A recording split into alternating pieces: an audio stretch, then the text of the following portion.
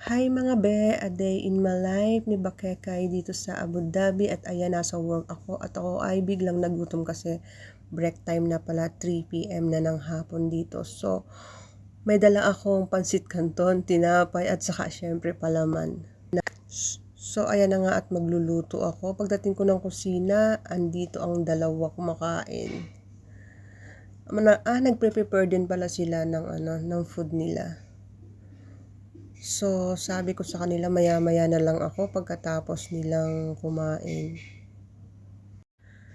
Kasi sobrang sikip dito sa kusina, sobrang liit kasi ng kusina.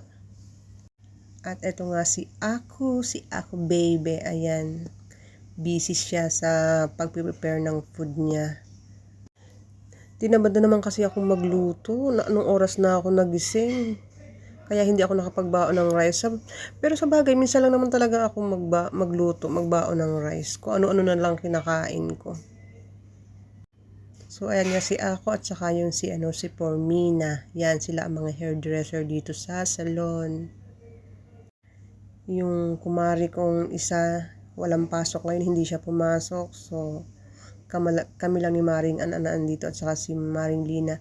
At ayan ang food ni Ako. Ang Nepali food niyang luto-luto. Yan. Ay, kay naman yan, kay Purmina dun sa Sri Lanka. Yan ang food nila. Yung maliliit na dilis daw yan. At yan naman kay Ako, chicken. Hindi ko alam kung anong mga tawag dyan, kung anong mga luto dyan. Para siyang adobo na may ketchup na hindi ko maintindihan.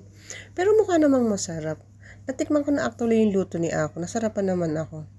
At ayan, eto na, it's my turn. Ayan na, ang gagawin ko dyan, magpapakulo ako ng water. Kasi walang lutuan dito eh. Papakulo ako ng water, tapos ibubuhos ko siya dyan. Ayan, may coke pa. Akin yan, may ice cream pa ako. Hindi ko pa nakakain. Naka-stack lang dyan. Okay, dyan ka na lang muna.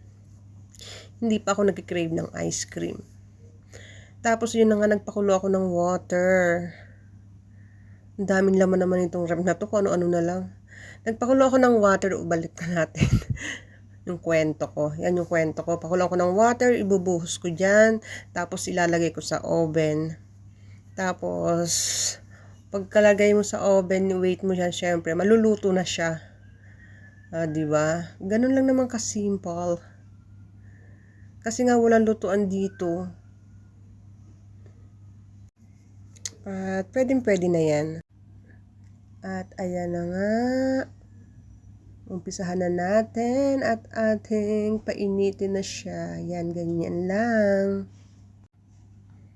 Iikot-ikot na siya, char.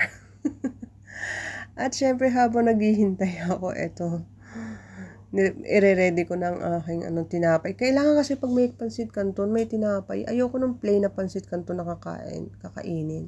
Kahit yung mga cup noodles, yan, ganyan. Gusto ko rin talaga may bread na partner. Ako lang ba yung ganun? Mas feel ko yung ganun. Yung may, basta once na noodles ang kakainin ko, gusto ko may bread. At ayan, actually nagugutom na talaga ako sa part na yan. Hindi kasi ako hindi ako nag-breakfast, hindi ako nag-lunch.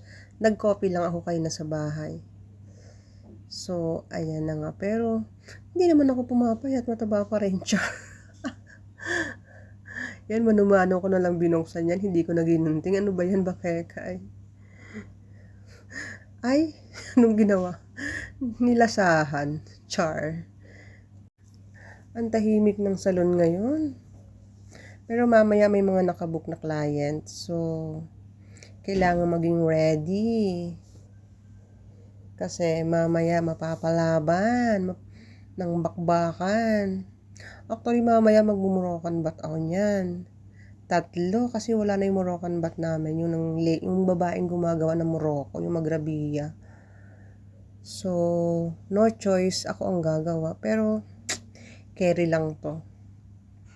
Kaso baka madali yung buhay ko. Kasi, syempre, yun eh. Steam yun eh. Tapos, magmamassage ka, tapos mag-i-steam ka.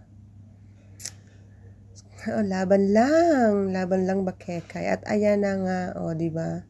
Ang bilis. Luto na agad siya. So, papalamanan ko na ang bread at syempre, ano ba naman yung tinapay na yun? Bakit ganyan? Hindi, para siyang alam mo yung, hindi siya, pag hiniwa na yung ganyan, bakit ganyan? Ano siya, para siyang buhaghag. Pero carry na yan. At eto na nga, I'm too much hungry na mga be at kain tayo. So, ayan na nga. Ang sarap. Char. Mamayang gabi na lang ako mag-rice. At ganito lang ang buhay ko araw-araw dito. Sa ngayon wala pa kaming uniform kasi nasira na yung uniform ko. Nagwe-wait na lang ako ng umorder na yung amo namin ng uniform. At eto na nga mga beb. At syempre, thank you for watching.